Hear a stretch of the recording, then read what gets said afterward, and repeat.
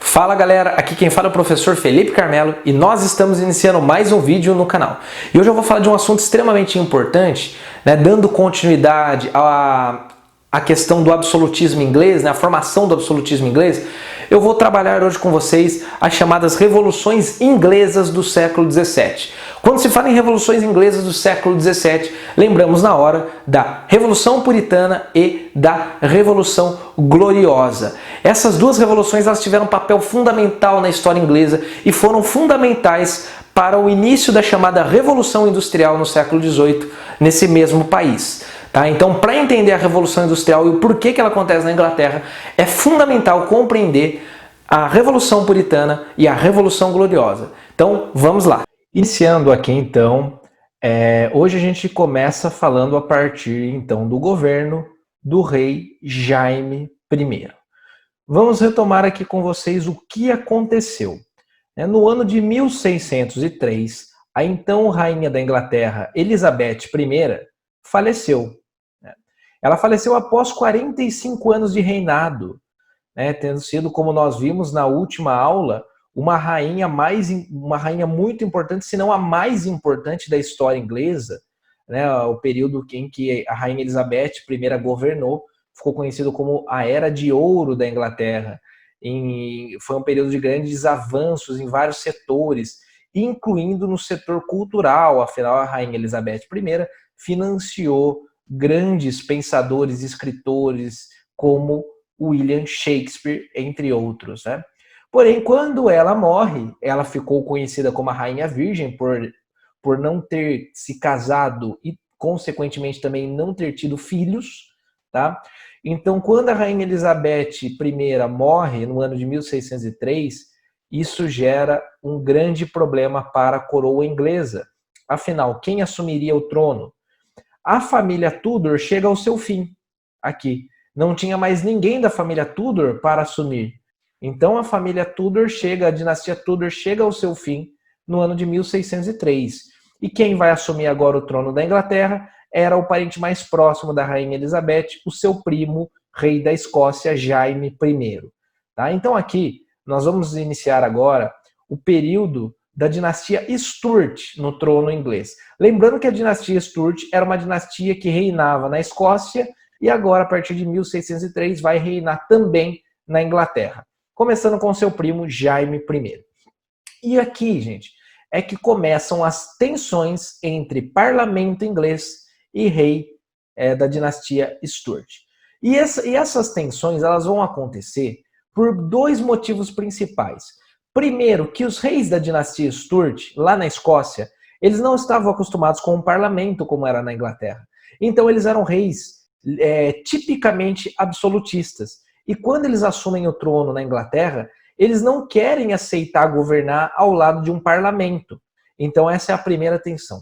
E outra grande tensão é que esses reis da dinastia Stuart, que nós vamos começar a estudar agora, eles vinham de uma tradição feudal. Eles eram de uma tradição feudal, vinham de uma nobreza tradicional feudal. O que isso quer dizer? Aquela nobreza apegada a terras, hereditária, que vai passando de pai para filho as suas terras, Postura bem diferente essa que os reis Henrique VIII e a rainha Elizabeth I tinham adotado na Inglaterra. Afinal, não podemos nos esquecer que os reis da dinastia Tudor, eles ficaram conhecidos por suas políticas de cercamentos, onde eles cercavam terras comunais e distribuíam e vendiam para nobres e burgueses. Então, vocês não podem esquecer que lá na Inglaterra, grande parte da nobreza era uma nobreza aburguesada. Uma nobreza que deixou de ser aquela nobreza feudal, ligada por laços de fidelidade e apegada à terra, e passou a ser uma nobreza voltada para o comércio. Tá? Agora, os reis da dinastia Stuart, além de não aceitarem o parlamento, eles vêm dessa tradição feudal. Ou seja, os principais inimigos, digamos assim, da dinastia Stuart serão os calvinistas lá na Inglaterra, também conhecidos como puritanos, Afinal, eram esses que viviam do comércio. A burguesia lá na Inglaterra, em grande parte, era puritana na religião. Então, eles vinham do comércio, enquanto que A dinastia Stuart era uma dinastia muito mais voltada para aquele tipo de estilo de vida nobre da França. Tanto é que o Jaime I, quando ele assume o trono, né, aqui na Inglaterra, em 1603, ele se espelhava muito no rei Luís XIV, lá da França, o rei Sol. Então, era aquela concepção de nobreza e de monarquia que ele tinha, uma nobreza voltada mais para os privilégios, né, para o seu status, e não uma nobreza voltada para o comércio, tentando se enriquecer através do comércio. Tá? Então essas vão ser as principais tensões. O Jaime I, quando ele assume o trono, ele vai restabelecer o anglicanismo, vai manter, na verdade, o anglicanismo na Inglaterra, que era a religião que tinha sido criada pelo rei Henrique VIII e que a Elizabeth I manteve, né? Ela retomou porque a sua irmã antes, a Maria, tinha restabelecido o catolicismo. Enfim, ele vai aderir ao anglicanismo, né? Porém, gente, ele vai combater os calvinistas, tá? Então, o rei Jaime I, ele combate os calvinistas, ele começa uma política de perseguição aos puritanos, porque ele era muito mais apegado àquelas tradições. Tanto é que quem que vai apoiar o Jaime I? Os católicos, né? Porque embora ele seja anglicano, catolicismo e anglicanismo não tem tantas diferenças assim. Então ele vai ter apoio da nobreza tradicional católica, porque grande parte da nobreza tradicional era católica, e da nobreza tradicional anglicana. Tá? Então ele recebe apoio dessas partes da sociedade. Mas ele vai sofrer dura oposição dos calvinistas, até porque ele vai estar perseguindo esses calvinistas também, os chamados puritanos, né? Tanto é que muitos calvinistas, muitos desses puritanos começam a fugir da Inglaterra nesse período e começam a ir para as colônias inglesas na América, especialmente as colônias do norte, tá? Então, quando vocês estudam lá a colonização inglesa na América, vocês veem que a colonização inglesa na América, principalmente nas colônias do norte, foi uma colonização majoritariamente protestante. Por quê? Porque grande parte desses protestantes vão fugir da Inglaterra por conta das perseguições da dinastia Stuart. Bom, e o Jaime I já começa aqui, né, uma prática que se tornou muito comum entre os reis da dinastia Stuart, que foi o fechamento do parlamento. Durante o seu reinado, o Jaime I fechou 2 vezes o parlamento inglês. Como eu disse, eles não gostavam de parlamento. Né? Aí vem o seu filho, Carlos I. Né? E aqui que as tensões entre parlamento, calvinistas, que eram os puritanos, e rei, começam a aumentar ainda mais. Bom, o Jaime I, gente, ele vai adotar uma postura também absolutista, como seu pai, como a dinastia Stuart inteira vai adotar. E o o Carlos I, ele faz uma coisa que incomoda muito o parlamento inglês. Ele cria um imposto sem o consentimento, sem aprovação do parlamento. O nome desse imposto era Ship Money, né? Então, primeiro de tudo, a gente não pode esquecer que desde o ano de 1215, lá com o João Sem Terra, foi criado primeiro o Grande Conselho com a Magna Carta, que depois se tornou o parlamento, exatamente com esse objetivo, de evitar com que os reis criassem impostos sem o consentimento de uma maioria, né, do parlamento. Então, por isso foi criada a Magna Carta, lá em 1215, e, consequentemente, o parlamento inglês. E o rei agora Carlos I, da dinastia Stuart, ele faz exatamente isso, ele cria um imposto sem o consentimento do parlamento. E mais do que isso, esse imposto Ship Money era o imposto cobrado sobre o comércio marítimo e construção naval. Ou seja, atingia diretamente aquelas pessoas que viviam do comércio. E quem vivia do comércio? A burguesia. E grande parte da burguesia era o quê? Puritana. Então, mais tensões aqui entre os chamados puritanos e o rei da dinastia Stuart. Resultado disso aqui. O parlamento, através de um documento chamado Petição de Direitos, exige a revogação desse imposto, falando que o rei não pode criar um imposto sem o consentimento da maioria do parlamento, e o rei responde. O rei Carlos I vai e faz igual ao seu pai, fecha o parlamento inglês. Esse parlamento inglês vai ficar fechado por 12 anos, de 1628 até 1640. Tá? Só que aí, após esses 12 anos, o rei tenta reabrir o parlamento. Por quê? Ele queria a aprovação de mais impostos. Então ele pensou, bom, vou abrir aqui o parlamento, Vamos tentar evitar mais conflitos. Vou pedir para eles ajuda aí, para eles apoiarem a criação de novos impostos. Por quê, gente? Porque a gente não pode esquecer que o rei Carlos I ele não era só rei da Inglaterra, ele era rei da Escócia também. E lá na Escócia tinha estourado uma revolta. E ele queria recursos para sufocar esse movimento. Então ele queria subir impostos. Aí ele abre o parlamento, né? Vamos lá dar uma de bonzinho, vamos pedir com educação. O parlamento vira para ele e fala: claro que não. Você deixou a gente fechado por 12 anos e agora você quer ainda, né, que a gente aprove a aprovação de mais impostos? Não. Aí o rei vai e fecha o parlamento de novo. Mas quando ele fecha esse parlamento de novo, aí, gente, aí não tem jeito mais. Aí estoura uma guerra civil dentro da Inglaterra. Essa guerra civil, ela vai ficar conhecida como a Revolução Puritana. O nome já deixa bem claro quem são os principais participantes dela, né? Então, quando o rei Carlos I fecha o parlamento de novo, o parlamento se revolta. Ah, o parlamento inteiro? Não. Como eu disse, a nobreza, principalmente lá a Câmara dos Nobres, né? Porque você tem o parlamento, a Câmara dos Nobres e a Câmara dos Comuns. Ali dentro da Câmara dos Nobres, você tem uma nobreza tradicional, que essa nobreza tradicional apoia o rei. Tá? Agora, principalmente dentro da Câmara dos Comuns, os setores mais ligados à burguesia, ou também dentro da Câmara dos Lordes, né? A nobreza burguesada, esses se revoltam contra o rei. E aí a sociedade inglesa, ela se divide nesse momento, entre aqueles que apoiam o rei e aqueles que apoiam o parlamento. Então você tem uma divisão, o início de uma guerra civil que vai durar de 1642 até 1651. E afinal, quem que apoia o rei? Os apoiadores do rei, gente, eram a nobreza tradicional, tá? Eu coloquei aqui nobreza para vocês, mas pensem assim, a nobreza tradicional, católica e anglicana tradicional, tá? E a alta burguesia. Aí você deve estar pensando, a alta burguesia? Sim, gente. Os donos de grandes, né, monopólios aí no comércio, né? Então, para a alta nobreza, perdão, para a alta burguesia, tanto faz como tanto fez. Quanto menos confusão para a alta nobreza, melhor. Então pensem assim. Agora, claro que a pequena e média burguesia, esses vão ser totalmente contrários ao rei. É que para a alta burguesia, aqueles caras que já são extremamente ricos e time que está ganhando não se mexe, né? Vamos deixar o rei que tá bom assim. Agora, quem que apoia então o parlamento? Obviamente que os puritanos, né? Aliás, eles que vão liderar esse movimento.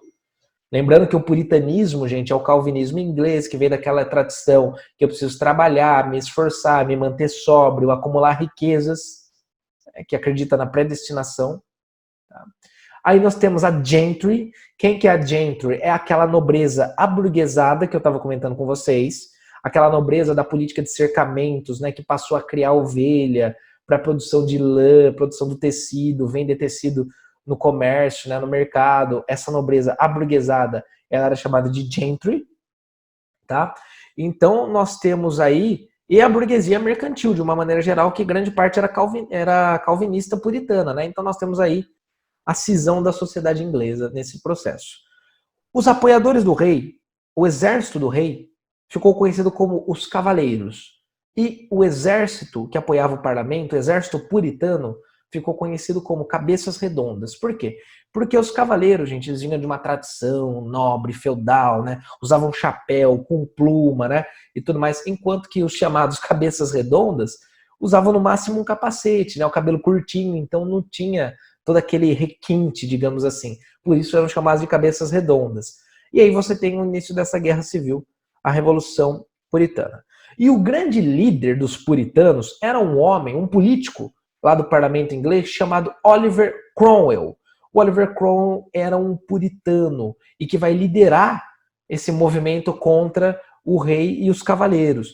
E detalhe, gente, o Oliver Cromwell, ele cria um exército de novo tipo, como ficou conhecido. Um exército muito mais eficiente que os cavaleiros. O New Model Army, exército de novo tipo. Por quê? Porque os calvinistas, gente, os puritanos, eles tinham aquela tradição de merecimento, do que a gente hoje nós conhecemos como meritocracia, né? Eu preciso merecer, Eu preciso ter o dom recebido por Deus, desenvolver esse dom, trabalhar em cima disso e merecer. Ou seja, eu tenho que ser bom naquilo. E o exército vai ser uma consequência disso. Então, enquanto que os cavaleiros lá do rei eram todos nobres, porque na tradição feudal, você sendo nobre, você tinha que guerrear. Então, seu pai era nobre, você nasceu nobre, mesmo você não querendo, você vai ter que se tornar um guerreiro. Então, os cavaleiros, ele tinha muita gente ali que não queria necessariamente se tornar guerreiro, não queria estar guerreiro, mas estava ali. Agora, o exército do Oliver Cromwell, não. Era selecionado, eram os melhores guerreiros, aqueles que tinham merecido, mostrado eficiência, que faziam parte desse exército. Então, era um exército muito mais eficiente. Aí nós temos, né, o Oliver Cromwell, ó, os cavaleiros, né, como eles eram. Tinha o chapéu com pluma e tudo mais. E aqui nós temos os cabeças redondas, né? O Oliver Cromwell. Então, o exército muito mais eficiente do Oliver Cromwell vence, tá? Ou seja, em 1949, os cavaleiros são derrotados pelos cabeças redondas. E o Oliver Cromwell, gente, ele vai assumir o governo agora, ele pega o rei Carlos I, corta a cabeça do rei Carlos I, passa a mão no sangue da cabeça e mostra para todo mundo e fala, olha, ele é homem como todos nós, ele é gente como a gente, ele sangra. Ou seja, ele não deve estar acima dos outros. Aqui é uma crítica direta àquela ideia de direito divino dos reis. Afinal, o Oliver Cromwell, ele é um puritano, ele é calvinista, ele acredita que você tem que merecer. Né? Não que você, por nascer numa família X, você está acima dos demais, não. Você tem que fazer por merecer. Tá? Então isso é muito simbólico. Aqui nós temos o primeiro rei decapitado da Europa. Né? Muita gente acha que foi o rei Luís XVI na Revolução Francesa. Não, na Revolução Puritana, bem antes, o Carlos I foi decapitado. E a partir desse momento ele começa a iniciar uma política de perseguição dentro do parlamento inglês a todos aqueles que apoiavam os cavaleiros, né? Que apoiavam o rei Carlos I. E nesse momento, durante um curto período da história da Inglaterra, é proclamada a República. A chamada República Puritana. Então tem gente que acha que a Inglaterra, durante todo o seu período, sempre foi uma monarquia. Quase verdade isso, gente, quase verdade, né? A Inglaterra hoje ela é uma monarquia, é verdade. E assim é, né, há séculos. Mas durante um período ali da sua história, durante a Revolução Puritana, ela se tornou uma república. Entre 1649 e 1659, ou seja, 10 anos da sua história, a Inglaterra foi uma república. A chamada República Puritana, que tem como chefe de governo Oliver Cromwell. O Oliver Cromwell sobe ao poder nesse momento, em 1649, e ele já começa aqui a adotar uma postura autoritária, porque durante a Revolução Puritana, vários setores populares da Inglaterra o apoiaram contra o rei. Só que esses setores agora vão começar a exigir algumas medidas mais populares, que o Oliver Cromwell não concorda. Nós podemos destacar desses setores os diggers e os levelers, que eram os cavadores e os niveladores, né? Gente, os diggers eram um setor mais popular que defendia uma espécie de reforma agrária. Afinal, os camponeses, com a política de cercamentos, tinham ficado sem terra. Foram expulsos das terras comunais, né, durante a política de cercamentos. E eles exigiam, então, uma distribuição de terras. E os levelers achavam que todos os cidadãos ingleses deveriam ter os mesmos direitos e deveres, uma igualdade jurídica entre todos. Resumo, né, o Oliver Cromwell vai perseguir e sufocar esses dois movimentos. Tá? Afinal, ele é um puritano, ele representa a burguesia ali na Inglaterra, né? Então ele não concorda com essas exigências mais populares. E olha como a coisa é, né, gente? Olha como as coisas elas acontecem na história. O Oliver Cromwell, que lutou contra a tirania do rei Carlos I, que tinha fechado o parlamento e tudo mais, adivinha o que ele vai fazer? Conforme ele vai tendo oposição, ele vai sufocando a oposição e se torna ditador no ano de 1653. E se autoproclama o Lorde Protetor da Inglaterra. Aí deve estar se perguntando, não, peraí, ele está fazendo a mesma coisa que os reis da dinastia Stuart estavam fazendo. Sim, nesse sentido, sim. Porém, no campo econômico, o Oliver Cromwell ele foi ótimo para a burguesia inglesa. Afinal, ele era um representante dela, né? Então não se esqueçam disso. No ano de 1651, o Oliver Cromwell decreta os chamados atos de navegação. E isso é muito importante. Através desses atos de navegação, A Inglaterra, ao comercializar com qualquer outra nação, ela era obrigada a, através dos seus próprios navios, buscar essas mercadorias ou, no máximo, aceitar com que essa nação com que ela está negociando, somente ela traga embarcações. Então, como assim, gente? Então, eu vou dar um exemplo para vocês, tá? Vamos supor que a Inglaterra está comercializando com a França. Ela compra alguma coisa da França ou vende alguma coisa para a França. Vamos pensar que ela comprou algumas mercadorias da França. Então, a partir dos atos de navegação, a Inglaterra ela é obrigada a enviar os seus próprios navios, ou seja, navios ingleses, para ir buscar os produtos lá na França. No máximo que ela vai aceitar, através dos atos de navegação, é que navios franceses levem essa mercadoria até a Inglaterra. Mas qualquer tipo de intermediário estava completamente proibido. Então, por exemplo, se alguma outra nação, como por exemplo a Holanda, que fazia muito isso, comprasse esses produtos da França e depois vendessem para a Inglaterra, isso estava proibido. Se a Inglaterra quisesse comprar alguma coisa da França, ou navios franceses iam levar até a Inglaterra, ou navios ingleses iam buscar. Estava completamente proibido qualquer tipo de intermediário. Isso barateava a mercadoria, né? Porque se você fosse comprar dos holandeses, ia ficar muito mais caro, porque os holandeses compraram dos franceses e agora os holandeses estavam vendendo para você. Então isso estava proibido. O Oliver Cromwell proibiu isso. Você tinha que comercializar direto com a outra nação. E os seus navios tinham que ir direto. Porque assim você pagava mais barato, não ia ter que pagar o intermediário, porque cada intermediário vai querer lucrar. Né? E forçava a Inglaterra a desenvolver mais navios, porque agora a Inglaterra vai ter que mandar navio para tudo quanto é lado do mundo, se quiser comercializar com essas regiões.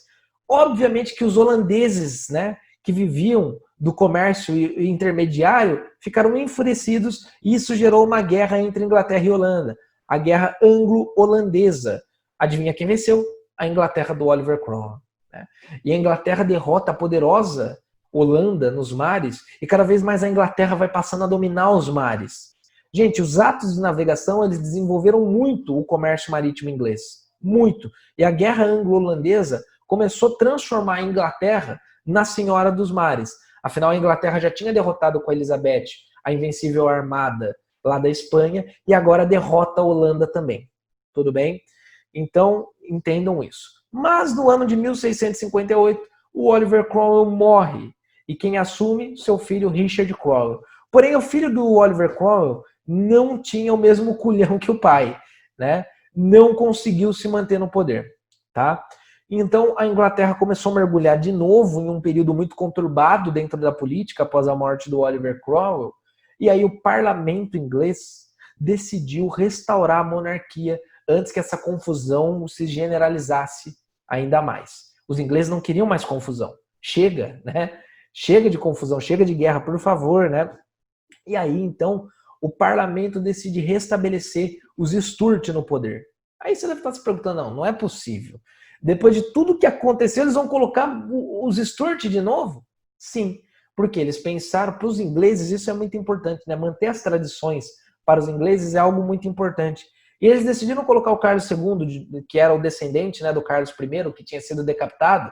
Eles decidem colocar o Carlos II, mas eles deixam o Carlos II bem avisado. Olha, nós estamos colocando você aqui, né? Mas quem vai governar ao seu lado é o parlamento. E você há de tentar, né? Se você tentar fechar o parlamento igual os seus descendentes, você já sabe o que vai acontecer com você. Olha o que aconteceu com o Carlos I. Então eles deixam o Carlos II bem avisado. Estamos colocando você aqui para manter a ordem, para restabelecer a ordem, tudo bem, mas saiba que aqui o parlamento é que governa. Beleza, então. Carlos II aceitou. Mas a gente sabe como que era o pensamento da dinastia Stuart, gente. Eles não conseguem. Eles não conseguem, né? Não tem jeito, tá? O Carlos II, ele também é um rei que tem características absolutistas. Era a forma que eles governavam na Escócia. Então eles estavam acostumados. Tá? E aí mais confusão vem para dentro da Inglaterra, né? Mais confusão, gente, mais confusão. E aí começa a burguesia novamente começa a se revoltar contra o Carlos II, né? Mas enfim, mas ele conseguiu reinar até o fim da sua vida. Conseguiu Aqui, pelo menos, o parlamento não foi fechado, apesar de ter tido tensões, sim, entre rei e parlamento. Aí vem o último rei da dinastia Stuart, o Jaime II. Olha só que maravilha, né? Jaime Carlos, Carlos Jaime. É uma variedade incrível, né? Gente, o Jaime II, adivinha o que ele vai fazer? Quando ele assume o trono na Inglaterra, em 1685, ele decide restabelecer o catolicismo na Inglaterra. Ah, não, né? Não está falando sério. Pois é, né? O Jaime II era um rei católico, extremamente católico. Assume o trono inglês e fala: olha, agora a Inglaterra vai voltar a ser católica e absolutista. Eu vou fechar o parlamento. Né? Aí chega, né? Aí foi a gota d'água. O parlamento chegou para o rei Jaime II e falou: olha, vaza. Né? Se você não quiser perder a sua cabeça, vaza. Chega. Chega de dinastia Stuart. Eles tiram o rei Jaime II do poder, né? Fazem o rei Jaime II aí abdicar ao trono, né? Logo no começo, né? Ele durou apenas 3 anos no poder. E o que o parlamento decide fazer? O parlamento tem que procurar alguém para substituir agora o Jaime II. E não pode ser qualquer pessoa, tem que ser um nobre, né, para assumir o trono. É aí que acontece a chamada Revolução Gloriosa, de 1688 a 1689. Por que Revolução Gloriosa? Por que tem esse nome? Porque foi uma revolução sem derramamento de sangue, tá? Por isso Revolução Gloriosa. O que acontece, né? Eles vão pegar a filha do rei Jaime II, que agora tinha sido deposto. A filha do rei Jaime II, ela era casada com o Guilherme de Orange, né? um nobre lá da região da atual Holanda. E a região da atual Holanda era uma região protestante, majoritariamente, e o Guilherme de Orange era um protestante. Então isso cairia perfeitamente, né? Então eles convidam o Guilherme de Orange para assumir o trono na Inglaterra, ele aceita, mas eles obrigam também o Guilherme de Orange a assinar um documento. Esse documento é importantíssimo na história da Inglaterra, gente. Tá? Documento conhecido como Bill of Rights, que significa Declaração dos Direitos. O Guilherme de Orange assume como Guilherme III, rei da Inglaterra, mas assina Bill of Rights, e esse documento, Bill of Rights, deixa bem claro que lá na Inglaterra, a partir daquele momento, o rei reina, mas não governa. Ou seja, a Inglaterra, a partir daquele momento da Revolução Gloriosa, estaria adotando o modelo de monarquia parlamentarista, aonde o rei é chefe de Estado, mas não é chefe de governo. E quem é o chefe de governo? O primeiro-ministro escolhido pelo parlamento. Modelo esse que a Inglaterra segue até os dias de hoje. Claro que hoje o rei tem ainda menos poder, no caso a rainha Elizabeth II, do que naquela época. Mas esse modelo de monarquia parlamentarista surge aqui, com a Revolução Gloriosa, né? Então, todas aquelas ideias liberais do filósofo iluminista chamado John Locke são colocadas em prática na Bill of Rights, onde você tem o limite do poder do rei. E isso simboliza muito, né, gente? Porque a Revolução Puritana e a Revolução Gloriosa, elas colocaram os puritanos, a burguesia, né, cada vez mais começa a ganhar voz dentro do poder na Inglaterra. Tudo bem? Então, eu espero que vocês tenham gostado desse vídeo. Um forte abraço e até a próxima.